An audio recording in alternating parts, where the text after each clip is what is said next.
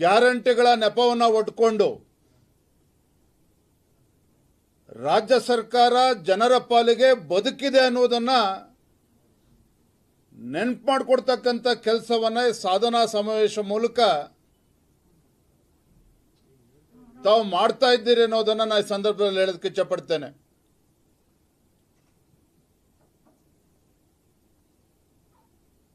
ಸರ್ಕಾರ ಕೇವಲ ಜಾಹೀರಾತಿನ ಮೂಲಕ ತಮ್ಮ ಯಶಸ್ಸನ್ನು ಬಿಚ್ಚಿಡ್ತಕ್ಕಂಥ ಕೆಲಸ ಮಾಡ್ತಾ ಇದೆ. ಒಪ್ಕೊಳ್ತಾನೆ, ಉಪಚುನಾವಣೆಗಳಲ್ಲಿ ಹಿಂದೆ ನಡೆದಂಥ ಉಪಚುನಾವಣೆಗಳಲ್ಲೂ ಕೂಡ 3 ಕ್ಷೇತ್ರದಲ್ಲಿ ತಾವು ಗೆದ್ದಿದ್ದೀರಿ. ಮೊನ್ನೆ ನಡೆದಂಥ ಬಾಗಲಕೋಟೆ ಮತ್ತು ದಾವಣಗೆರೆಯಲ್ಲೂ ಕೂಡ ನೀವು ಗೆದ್ದಿದ್ದೀರಿ. ನಿಮ್ಮ ಗೆಲುವಿಗೆ ಸಹಕಾರ ಕೊಟ್ಟಿರ್ತಕ್ಕಂಥದ್ದು ಯಾವುದು ಅಂತ ಹೇಳಿದ್ರೆ ಗ್ಯಾರಂಟಿಗಳನ್ನು ಚುನಾವಣೆ ಗೆಲ್ಲೋದಕ್ಕೆ ಒಂದು ರೀತಿ ಗ್ಯಾರಂಟಿಗಳ ಹಣವನ್ನು ಬಿಡುಗಡೆ ಮಾಡಿಕೊಂಡು ಚುನಾವಣೆ ಗೆಲ್ತಕ್ಕಂಥ ಪ್ರಯತ್ನ ತಾವೇನು ಮಾಡ್ತಾ ಇದ್ದೀರಿ. ಈ ಗೆಲುವಿನ ನಾಗಲೋಟ ಬಹಳ ದಿನ ನಡೆಯೋದಕ್ಕೆ ಸಾಧ್ಯ ಇಲ್ಲ. ಹಿಂದನೂ ಕೂಡ ಕಾಂಗ್ರೆಸ್ ಸರ್ಕಾರ ರಾಜ್ಯದಲ್ಲಿ ಅಸ್ತಿತ್ವದಲ್ಲಿದ್ದಾಗ, ಇದೇ ಸಿದ್ದರಾಮಯ್ಯನವರು ಮುಖ್ಯಮಂತ್ರಿಗಳಾಗಿದ್ದಾಗ ನಂಜನಗೂಡು ಬೇರೆ ಉಪಚುನಾವಣೆಗಳ ಫಲಿತಾಂಶ ಏನಾಯಿತು, ಫಲಿತಾಂಶ ಬಂದ ನಂತರದಲ್ಲಿ 5 ತಿಂಗಳ ನಂತರದಲ್ಲಿ ನಡೆದಂಥ ಸಾರ್ವತ್ರಿಕ ಚುನಾವಣೆಯಲ್ಲಿ ಜನರು ನಿಮಗೆ ಮನೆ ಕಳಿಸಿದ್ದಕ್ಕನ್ನ ತಾವು ಮರ್ತಿಲ್ಲ ಅಂತೇಳಿ ನಾನು ಭಾವಿಸಿದ್ದೇನೆ.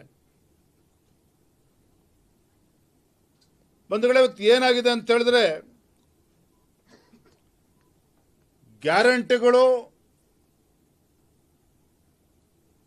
ಕೇವಲ ಒಂದು ಚುನಾವಣಾ ತಂತ್ರಗಾರಿಕೆ ಬಳಸ್ಕೊಳ್ತಕ್ಕಂಥ ಕೆಲಸ ಸರ್ಕಾರದಿಂದ ಆಗ್ತಾ ಇದೆ.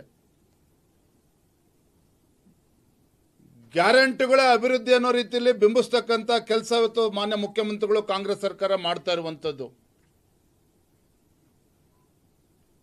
ನಾನು ಇವತ್ತು ರಾಜ್ಯದ ಮುಖ್ಯಮಂತ್ರಿ ಕೇಳೋದಕ್ಕೆ ಇಚ್ಛಪಡ್ತೇನೆ.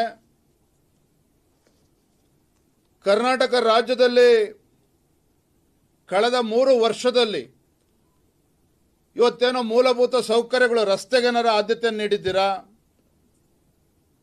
ನೀರಾವರಿ ಯೋಜನೆಗಳಿಗೆ ಹಣವನ್ನು ಒದಗಿಸ್ತಕ್ಕಂಥ ಕೆಲಸ ಏನಾರು ಮಾಡಿದ್ದೀರಾ?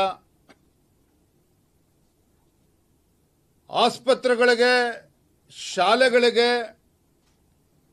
ಆದ್ಯತೆಯನ್ನು ಇವತ್ತು ಕಾಂಗ್ರೆಸ್ ಸರ್ಕಾರ ಏನಾರು ನೀಡಿದೆಯಾ? ಶಾಸಕರ ಕ್ಷೇತ್ರಗಳಿಗೆ ಅಭಿವೃದ್ಧಿಯನ್ನು ಕಣ್ಮುಂದಿಡ್ಕೊಂಡು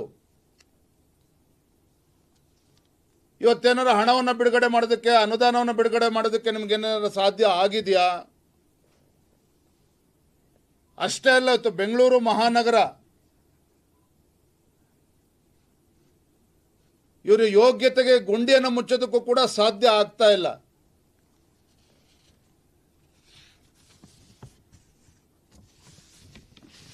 ಕೃಷಿ ಕ್ಷೇತ್ರಕ್ಕೆ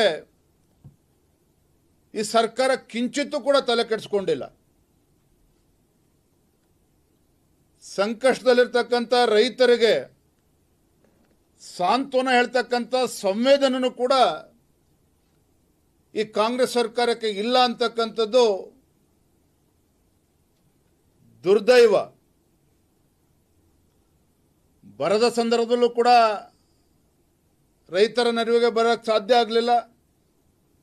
ನೆರೆ ಇದ್ದಂಥ ಸಂದರ್ಭದಲ್ಲೂ ಕೂಡ ರೈತರ ನೆರವಿಗೆ ಈ ಕಾಂಗ್ರೆಸ್ ಸರ್ಕಾರ ಧಾವಿಸೋದಕ್ಕೆ ಆಗಲಿಲ್ಲ.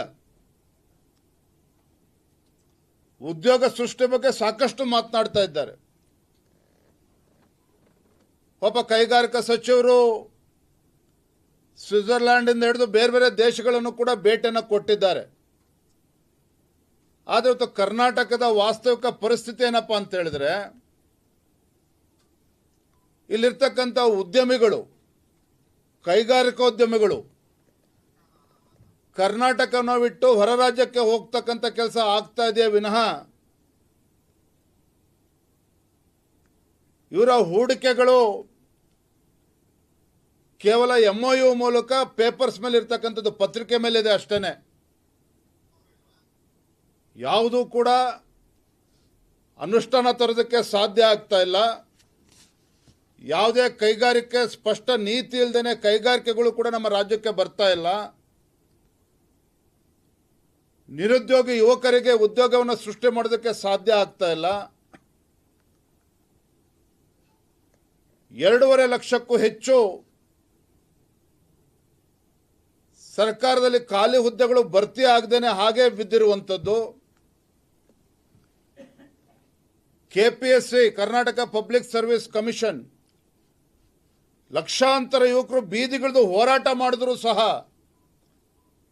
ಈ ಲಜ್ಜೆಗೆಟ್ಟ ಕಾಂಗ್ರೆಸ್ ಸರ್ಕಾರಕ್ಕೆ ನಿರುದ್ಯೋಗ ಯುವಕರಿಗೆ